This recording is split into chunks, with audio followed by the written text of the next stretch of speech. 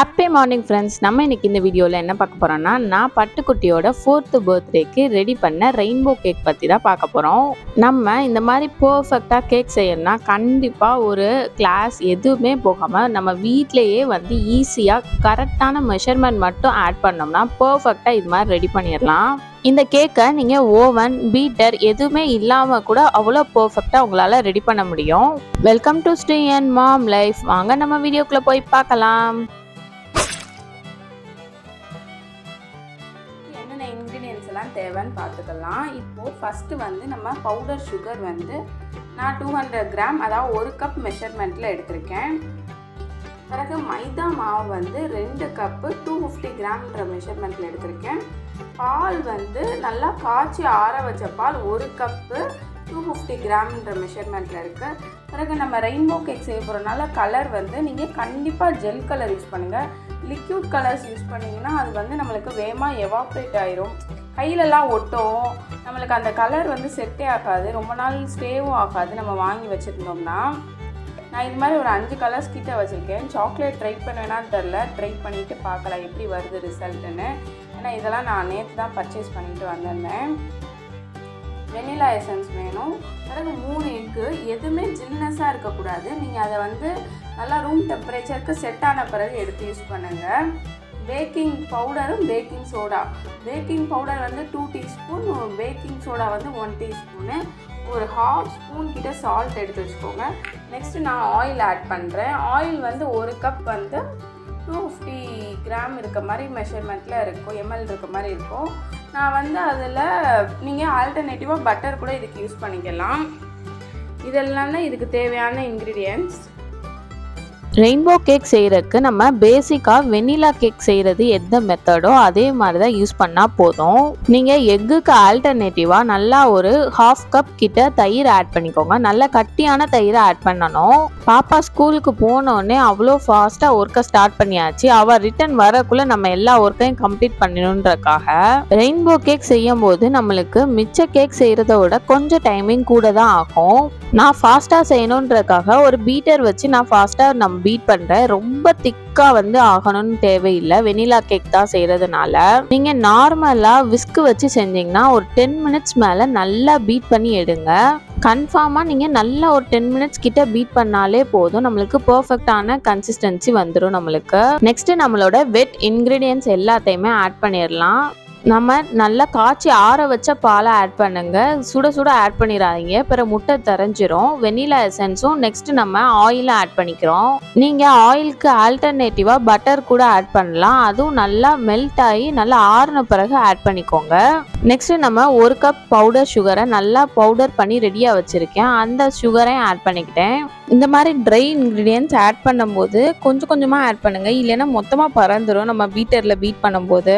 Try ingredients எப்பயுமே நல்லா சலிச்சு ஆட் பண்ணணும், அப்போ தான் நம்மளுக்கு கட்டி தட்டாமல் இருக்கும். நீங்கள் இந்த சலிச்சு ஆட் பண்ணுற ஸ்டெப்பை மட்டும் மிஸ் பண்ணிடாதீங்க. அப்போ தான் எல்லா இடத்துலையும் மாவு வந்து ஒரே தான் ஸ்ப்ரெட் ஆகும். தூசி எது இருந்தாலுமே நம்மளுக்கு, இல்லை மாவுலே கட்டி இருந்தாலுமே நம்ம அதை நல்லா மிக்ஸ் பண்ணி விட்டுட்டு ஆட் பண்ணிக்கலாம். மாவை கொஞ்சம் கொஞ்சமாக ஆட் பண்ணிவிட்டு நல்லா மிக்ஸ் பண்ண பிறகு பீட்டர் யூஸ் பண்ணி நல்லா இன்னும் கூட நான் மாவை நல்லா பேட்டர் கன்சிஸ்டன்சிக்கு கொண்டு வந்துட்டு இருக்கேன். கொஞ்சம் கொஞ்சமாக தான் நான் வந்து மாவை ஆட் பண்ணி நல்லா சலிச்சு பேட்டர் ரெடி பண்ண யூஸ் பண்ணிட்டு இருக்கோம். இந்த இடம் சின்னதாக கட்டியெல்லாம் வந்துச்சுன்னா நம்மளுக்கு அப்படியே எடுத்து கீழே போட்டுற வேண்டியதான்.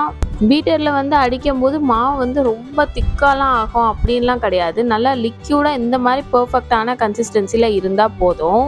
பேட்டர் இப்படி வடியும் போது சிங்கிள் ஸ்ட்ரிப் கன்சிஸ்டன்சியில் இருந்துச்சுன்னா போதும். இவ்வளோதான், ரொம்ப சிம்பிள். நம்மளோட வெனிலா பேட்டர், பிளெயினான வெனிலா கேக்குக்கு பேட்டர் ரெடி ஆயிடுச்சு நம்மளுக்கு. ரெயின்போ கேக் ரெடி பண்ணும்போது நீங்கள் அந்த பேட்டரை மெஷர் பண்ணி ஆட் பண்ணிங்கன்னா இன்னும் ரொம்ப பர்ஃபெக்டாக இருக்கும். என்கிட்ட அந்த மெஷர்மெண்ட் ஸ்டாண்ட் இல்லை, ஸோ நான் ஒரு அப்ராக்சிமேட்டாக தான் ஆட் பண்ணேன் எல்லா மாவையும் ஒவ்வொரு கலர்ஸ்க்கு. இல்லைன்னா ஒரே சைஸில் நீங்கள் பாத்திரம் வச்சுருந்தாவாச்சு உங்களுக்கு கரெக்டாக இருக்கும். என்கிட்ட அந்த மாதிரியுமே இல்லை. 6 கலர்ஸ்க்கு என்கிட்ட ரெட்டு, எல்லோ, லாவெண்டர், அதுக்கப்புறம் க்ரீன் இருந்துச்சு, சாக்லேட் கலர் இருந்துச்சு. நான் வந்து ரெட்டையும் எல்லோவையும் சேர்த்து ஆரஞ்சு ரெடி பண்ணலான்னு பிளான் பண்ணியிருந்தேன். இது நம்ம ஜெல் கலர் தான் யூஸ் பண்ணுறதுனால ஒரு சிங்கிள் ட்ராப் ஆட் பண்ணிவிட்டு நல்லா மிக்ஸ் பண்ணாலே நம்மளுக்கு பர்ஃபெக்டாக வந்து ரெடி ஆகிடும். அந்த ரெட் கலர் வந்து ரொம்ப லைட்டான ரெட்டாக தான் இருந்துச்சு, ஆரஞ்சிஷாவே தெரியவே இல்லை எனக்கு. பர்பிள் கலர் எல்லாமே சூப்பராக இருந்துச்சு. அந்த சாக்லேட் ஃப்ளேவருக்கு மட்டும் நான் எடுத்திருந்த பேட்டரோட மெஷர்மெண்ட் ரொம்ப ரொம்ப கம்மியாக இருந்துச்சு. நீங்க மெஷர்மெண்ட் எப்படி எடுக்கிறீங்கன்றதையும் நல்லா செக் பண்ணி பார்த்துக்கோங்க. நம்ம இப்போ ஓவன்ல செய்ய போறோம். ஓவனை நல்லா ப்ரீ ஹீட் பண்ணி வைக்கணும். ஒரு 10 மினிட்ஸ் 180 டிகிரி செல்சியஸ்ல. நான் இந்த சர்க்கிள் டின் தான் யூஸ் பண்ண போறேன். நல்லா ஆயில் கிரீஸ் பண்ணிட்டு பிறகு நம்ம இந்த ஷீட் ஆட் பண்ணிக்கிறோம். இந்த மாதிரி நம்ம ஷீட் யூஸ் பண்றதுனால ஈஸியா நம்மளுக்கு அன்மோல்ட் பண்ண ரொம்ப யூஸ்ஃபுல்லா இருக்கும். இந்த டிரான்ஸ்பரண்ட் ஷீட்டை வந்து நான் சர்க்கிள் ஷேப்ல ஒரு 3-4 சேர்த்து கட் பண்ணி வச்சிட்டேன். நம்ம நல்லா பேட்டர் ஆட் பண்ணணும், டேப் பண்ணணும். அப்பதான் நம்மளுக்கு பபிள்ஸ் எல்லாம் இருந்தா பிரேக் ஆகும்.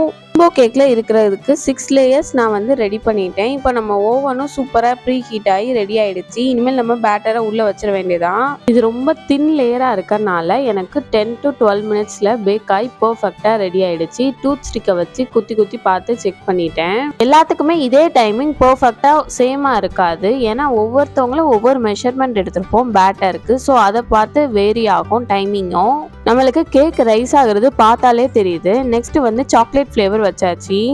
நெக்ஸ்ட் சாக்லேட் கேக்கு ஊற்றி பார்த்தா தான் தெரிஞ்சிச்சு ரொம்ப ரொம்ப கம்மியாக பேட்டர் கம்மியாக இருந்துச்சு சாக்லேட் ஃப்ளேவருக்கு மட்டுமே. இப்படி நான் ஒவ்வொரு கேக்குமே நல்லா பேக் பண்ணி ரெடி பண்ணி வச்சாச்சு. இன்னும் ரிமைனிங் பேட்டரும் இருக்கு. நல்லா நம்ம கேக்கை வந்து கூல் பண்ணணும். டெம்பரேச்சர் வந்து நார்மல் ரூம் டெம்பரேச்சருக்கு மாற்றணும். செம்ம ஹீட்டாக இருக்கிறத ரூம் டெம்பரேச்சருக்கு கன்வெர்ட் பண்ணுறதுக்கு எல்லா கேக்ஸையும் நம்ம தனித்தனியாக நல்லா செப்பரேட் பண்ணி வைப்போம். உங்களுக்கு இந்த கிரீன் கலர் கேக்கை நல்லா பீல் பண்ணும்போது பார்த்தாலே தெரியும். கேக் வந்து செம்ம சாஃப்டாக சூப்பராக இருந்துச்சு.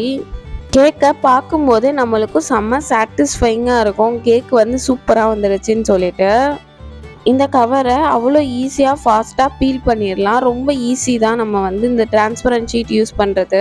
இந்த brown colour chocolate flavour cake மட்டுமே ரொம்ப லைட்டாக இருந்துச்சு. சாப்பிட்டு பார்த்தா டேஸ்ட்டும் செம்மையாக இருக்குது. நம்ம ஜெல் கலர் யூஸ் பண்ணுறனாலேயே அவ்வளோ டேஸ்ட்டு சூப்பராக இருக்குது. கையில் எந்த கலர்ஸும் ஒட்டவே ஒட்டலை. லிக்யூட் கலர்ஸ் இல்லை பவுடர் கலர்ஸ் கண்டிப்பாக யூஸ் பண்ணவே பண்ணாதீங்க.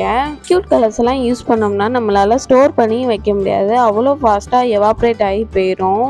ஃபைனல் பேட்ச் கேக்கையும் அப்படியே ஓவனில் வச்சாச்சு. நெக்ஸ்ட் நம்ம க்ரீமுக்கு ரெடி பண்ணிட வேண்டியதான். க்ரீம் வந்து ஃப்ரிட்ஜில் இருந்த மாதிரி வச்சுக்கோங்க. ஒருவேளை நீங்கள் ஃப்ரீசரில் வச்சுருந்தாலுமே ஒரு 6 ஹார்ஸ் இல்லை 4 ஹார்ஸ் கிட்டையாவது ஃப்ரிட்ஜில் வைங்க.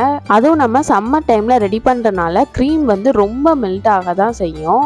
க்ரீமை ரொம்ப வெயில் இருக்க மாதிரி இல்லை ரொம்ப ஹீட் இருக்க மாதிரியான பிளேசஸில் வைக்காமல் இருங்க. சாக்லேட் லேயர் கேக்கே ரொம்ப ரொம்ப லைட்டாக இருந்துச்சு.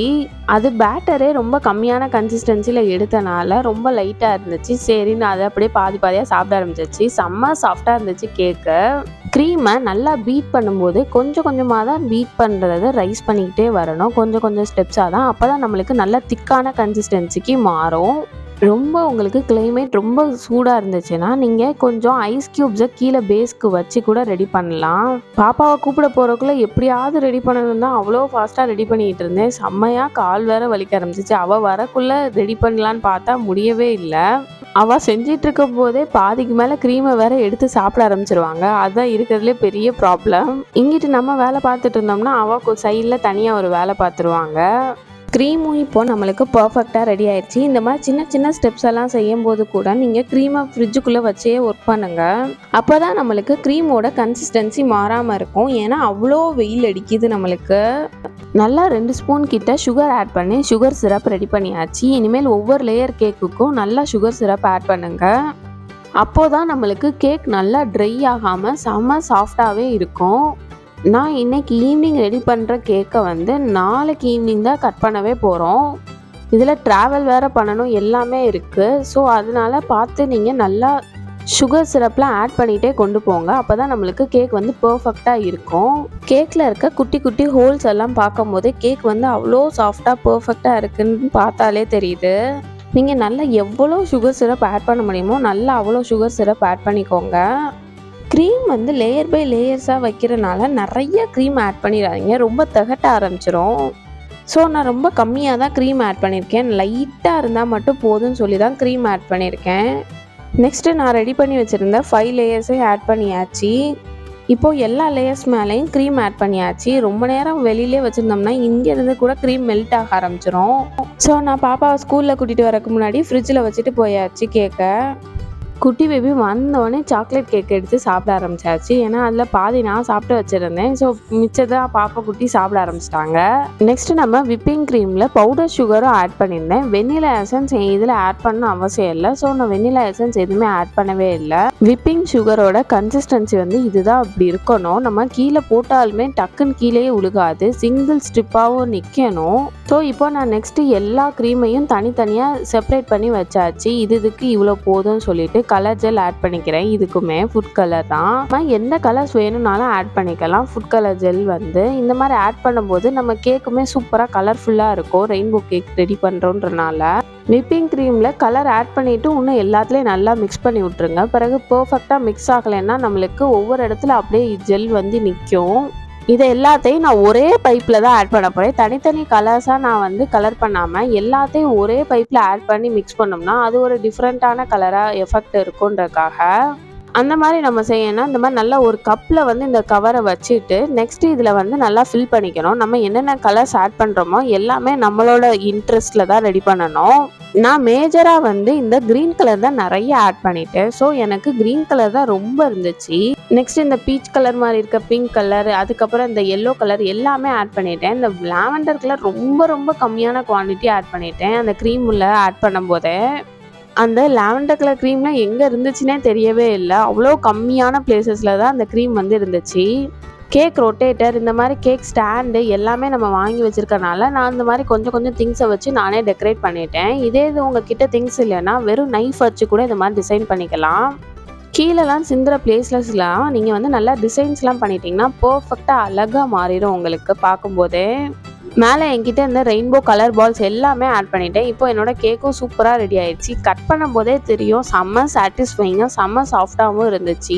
வீட்டில் எல்லாருக்குமே என்னோட கேக்கும் ரொம்ப பிடிச்சிருந்துச்சு. இது ரொம்ப திகட்டவுமே இல்லை. ரொம்ப லைட்டான லேயரில் தான் க்ரீம் நடுவில் நல்லா ஆட் பண்ணியிருந்தேன். மேலே தான் நான் நல்லா டாப்பிங்ஸில் ஆட் பண்ணியிருக்கனால க்ரீம் வந்து ஹெவியாக. பட்டுக்குட்டியோட பர்த்டே பார்ட்டியும் செம்ம ஜாலியாக மாஷா அந்த பியர் செட்டப்பில் ரொம்ப ஜாலியாக இருந்துச்சு. அந்த வீடியோவோட லிங்க் கீழே டிஸ்கிரிப்ஷனில் ஆட் பண்ணுறேன். பார்க்காதவங்க கண்டிப்பாக செக் பண்ணி பாருங்கள்.